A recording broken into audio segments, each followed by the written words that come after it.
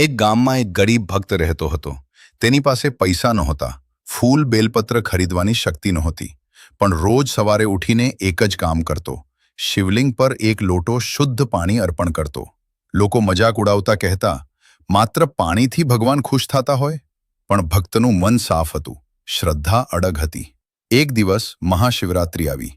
ગામમાં ભવ્ય પૂજા, દૂધ, ઘી, ફળ બધું ચડતું હતું. પણ ગરીબ ભક્ત પાસે આજે પણ માત્ર એક લોટો પાણી જ હતું.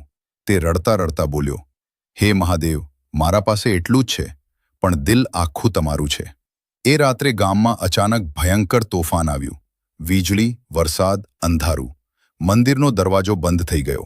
સવારે લોકો જોયું, મંદિર અક્ષત હતું.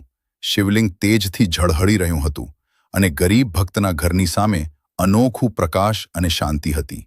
ગ્રામજનોએ સમજ્યું, ભગવાનને દાન નથી જોઈએ, શ્રદ્ધા જોઈએ. સત્ય એ છે, ભગવાન ભવ્યતા નહીં, ભાવ જુએ છે. એક લોટો પાણી પણ સાચા દિલથી હોય તો ચમત્કાર થાય છે.